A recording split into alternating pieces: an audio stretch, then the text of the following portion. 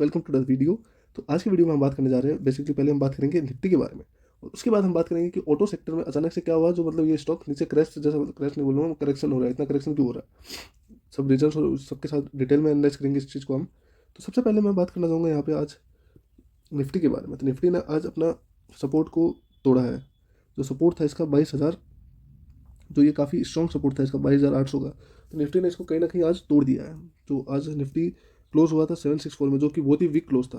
और यहाँ से हम काफ़ी इजीली मतलब देख सकते हैं इसका नियरली 22,500 के आसपास अब हम निफ्टी को नीचे जाते हुए देख सकते हैं, क्योंकि इसने काफ़ी अच्छा सपोर्ट तोड़ा है। जो ये अपना सपोर्ट को तोड़ा है, कहीं ना कहीं अपने सपोर्ट को तोड़ा है। 22,800 का बहुत ही अच्छा सपोर्ट था निफ्टी का, उसको कहीं ना कहीं निफ्टी ने उस सपोर्ट को तोड़ दिया। तो अब हमें क्या करना चाहिए? सबसे पहले मार्केट को हम एनालाइज नहीं कर सकते बहुत ही अच्छी तरह से, मार्केट क्या करे क्या नहीं करे, लेकिन हम बेसिकली क्या एनालाइज कर सकते हैं कि ये जो चैनल फॉर्म हो रहा है, कहीं ना कहीं ये जो चैनल फॉर्म हो रहा है, हम बस इसको अच्छी तरह से एनालाइज कर सकते हैं अपने आप में।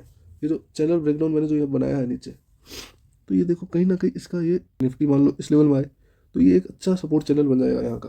और इसके ऊपर से हम यहाँ बाई करके और यहाँ पे वापस आए तो हम स्विंग कर सकते हैं, मतलब एक अच्छा स्विंग का अपॉर्चुनिटी मिल जाएगा। जब ये यहाँ से निफ्टी 3 से 4% और नीचे गिरे तो एक अच्छा स्विंग का अपॉर्चुनिटी मिलेगा हमें, जहाँ पे हम निफ्टी को बल्क बाई कर सकते हैं और जहाँ पे मतलब हम स्विंग के लिए मतलब देख सकते हैं 10-12% के स्विंग के लिए।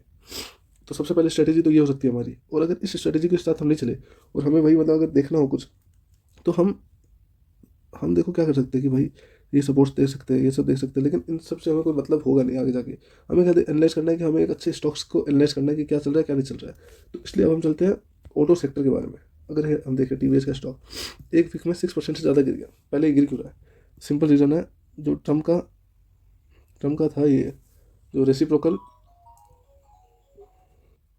ट्रम्प का था ये जो रेसिप्रोकल टैरिफ, ये सबसे एक मेजर रीज़न है जो ये मतलब हो रहा है। जैसे कि मैं एग्जांपल देता हूँ, जैसे इंडिया है जो, जैसे कि रेसिप्रोकल टैरिफ होता क्या है। सबसे पहले हम देखेंगे रेसिप्रोकल टैरिफ होता क्या है। रेसिप्रोकल टैरिफ ये हो गया कि जैसे कि मान लो कि ये इंडिया है और ये यूएस है। बहुत ही सिंपली वे में मैं आपको ये समझाना चाहूँगा। जैसे कि मान लो इंडिया क्या करता है कि अगर यहाँ से टेस्ला को आना है इंडिया में, तो सर्टन अमाउंट है जो मतलब काफ़ी ज़्यादा है, 100% टैरिफ रेट है शायद मेरे ख्याल से। ये इतना ज़्यादा टैरिफ रेट है, यूएसए से अगर इंडिया में टेस्ला को आना है तो इतना टैरिफ रेट लगेगा, टैरिफ रेट। तो अब क्या कर दिया कि भाई यूएसए वालों ने क्या कर दिया कि अगर इंडिया यूएसए में कुछ अपना प्रोडक्ट बेच रहा है, तो अगर ये 100% टैरिफ लगता था, तो अब यहाँ पे भी 100% टैरिफ लगेगा, जो कि मतलब डेवलपिंग कंट्री के लिए भाई एक नुकसान ही हो गया, कहीं ना कहीं एक नुकसान ही हो गया। तो सबसे पहले तो ये हो गया रेसिप्रोकल टैरिफ रेट, जो कि डोनाल्ड ट्रम्प ने मतलब किया है। और ये मतलब मेजर रीज़न है। अगर हम सही ढंग से और भी एनालाइज करें मैक्रो इकोनॉमिक्स को, तो क्या इंडिया को इम्पैक्ट पड़ेगा रेसिप्रोकल टैरिफ से?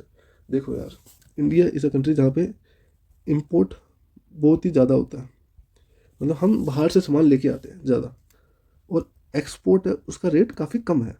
तो मतलब अगर हम सही ढंग से देखें, तो अगर जैसे कि मेरे को, जैसे मैं क्या लेके आ रहा हूँ भाई यूएसए से मैं टेक लेके आऊँगा और कुछ चीज़ें लेके आऊँगा जो एडवांस चीज़ें। देखो इंडिया रिलाई कर रहा है मतलब पूरा यूएसए पे, मतलब कोई भी चीज़ यूएसए ने बना दी या मतलब चाइना ने बना दी या किसी और ने बना दी, तो हम वहाँ से जाके उस चीज़ को लेके आ जाएंगे इंडिया। मतलब ऐसा मतलब काम हो रहा है अभी अपने। मैं ज़्यादा कुछ बोलना नहीं चाहता पॉलिटिकल चीज़ों में, लेकिन अभी मेजोरिटी चीज़ें इस तरह से हो रही है।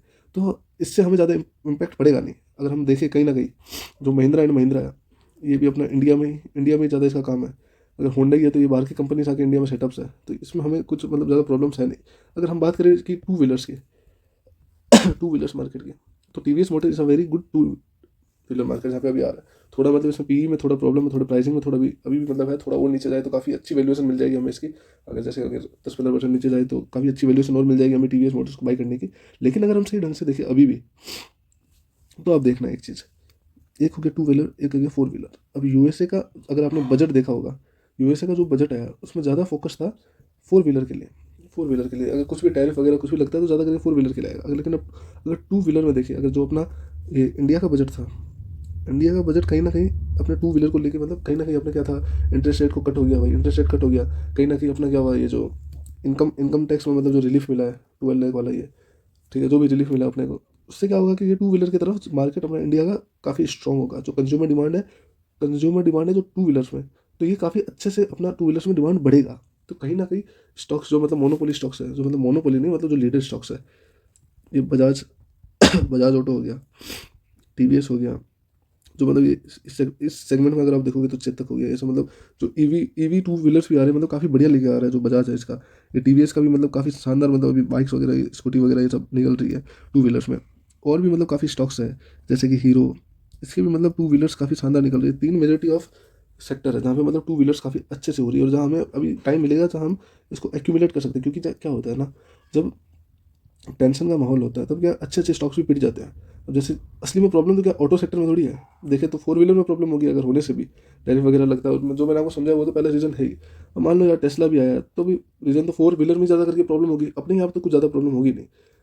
अब ऐसा तो है नहीं ना कि भाई टेस्ला, मतलब इतने सारे कंपटीशन तो है ही, अपने इंडिया मार्केट में पहले से कंपटीशन है यार, सारे सेगमेंट के लोग हैं यहाँ पे। कि किसी को अल्टो लेनी होगी, किसी को वैगनार लेनी होगी, तो ये अलग सेगमेंट हो गया। अब एक सेगमेंट आएगा जहाँ पे भाई क्रेटा बिकेगी, जहाँ पे मतलब ये इस रेंज की गाड़ियाँ बिकेगी ज़्यादा करके, ब्रिजा वगैरह। एक सेगमेंट आ गया जहाँ पे स्विफ्ट डिज़ायर बिकेगी, और यहाँ पे बलिनो बिकेगी ये सब। एक सेगमेंट आता है जहाँ पे भाई मतलब फॉर्च्यूनर बिकने लग जाएगी, जहाँ पे भाई लैम्बोर्गिनी बिकने लग जाएगी, जहाँ पे ये सब। तो सबका एक अलग सेगमेंट है, और ये टेस्ला वगैरह ये कहीं ना कहीं फॉर्च्यूनर और ये जो मतलब महंगी गाड़ियाँ होती है इनके बीच में कहीं आएगा, इसी रेंज में आएगा। तो सबसे पहले तो ये होंडाई हो गया, मारुति सुजुकी हो गया, महिंद्रा एंड महिंद्रा हो गया, इनके लिए मेरे ख्याल से ज़्यादा प्रॉब्लम नहीं आएगी। और ईवी सेक्टर में अगर देखें हम टाटा मोटर्स, तो टाटा मोटर्स को कहीं ना कहीं प्रॉब्लम आ सकती है। हाँ मेरे को भी याद आया, टाटा मोटर्स को कहीं ना कहीं प्रॉब्लम आ सकती है, क्योंकि टाटा मोटर्स का एक्सपोर्ट भी काफ़ी अच्छा है, मतलब काफ़ी अच्छा एक्सपोर्ट है, जो मतलब बाहर के कंट्रीज में रहता है, यूरोप वगैरह उस साइड, मतलब टाटा मोटर्स का एक्सपोर्ट भी है। तो कहीं ना कहीं उस सेगमेंट में थोड़ा प्रॉब्लम आ सकता है टाटा मोटर्स में। लेकिन अगर हम ये देखें टू व्हीलर्स में, तो टू व्हीलर्स में अभी के टाइम में तो कहीं भी प्रॉब्लम नहीं आ रही, उल्टा जो इंटरेस्ट रेट कट हुआ है और अपना जो ये इनकम रेट में मतलब जो रिलीफ मिली है, उससे काफ़ी बढ़िया बजट था इस बार का, और मेरे को लग रहा है कि कहीं ना कहीं टू व्हीलर्स को पुश मिलेगा इस चीज़ से। और बात रही है जो, अगर हम देखें ये जो मैं आपको समझा रहा था कि इंपोर्ट सबसे ज़्यादा कौन कर रही है, मैक्सिको कर रही है, चाइना, कनाडा, कहीं ना कहीं अपना इंडिया यहाँ इंपोर्ट में भी मतलब ठीक है, मतलब कुछ बोलना नहीं चाहता हूँ मैं। अगर इस सीज़न से अगर हम सही से एक चीज़ बताऊँ मैं आपको, तो देखो इंडिया इस ट्रेड वार का हिस्सा ही नहीं होगा कहीं ना कहीं, इस ट्रेड वार का हिस्सा ही नहीं होगा इंडिया कहीं ना कहीं। देखो इम्पैक्ट पड़ेगा, अगर अगर देखो कि अगर 100% इम्पैक्ट तो नहीं पड़ेगा, लेकिन अगर जो इम्पैक्ट पड़ेगा, मान लो आप कम से कम 10 से 15% इम्पैक्ट तो जरूर से पड़ेगा। देखो ट्रेड वार कहीं भी कुछ होता है, ट्रेड वार तो कहीं ना कहीं इम्पैक्ट तो पड़ना है ही, पूरे वर्ल्ड में, पूरे ग्लोबल लेवल में कहीं ना कहीं इम्पैक्ट तो पड़ना है, और जो यहाँ पे भी पड़ेगा। लेकिन आपको अगर मैं सही ढंग से देखोगे ना आप स्ट्रक्चर, तो यार ट्रेड वार किस चीज़ का चल रहा है। अगर चाइना का देखें और यूएसए का देखें, चाइना कहीं ना कहीं डीप सीक निकाल रही है, या कहीं ना कहीं ये अभी एलन मस्क ने कुछ निकाला है ग्रुप करके, मेरे को सही से प्रोनाउंसिएशन याद नहीं है उसका। तो इनका वार ही चल रहा है भाई एआई का, और इंडिया कहीं ना कहीं भाई आउट है एआई के मतलब रेस से। इनमें अगर वार चलेगा तो क्रिप्टो का चलेगा, क्रिप्टो का मान लो तुम, और इंडिया कहीं ना कहीं आउट है क्रिप्टो के वार से भी। तो इंडिया ना ही अभी टेक में है कहीं, और ना ही इंडिया अभी ग्लोबलाइजेशन में है कहीं। तो कहीं ना कहीं इंडिया वैसे ही आउट है इस ट्रेड वार से।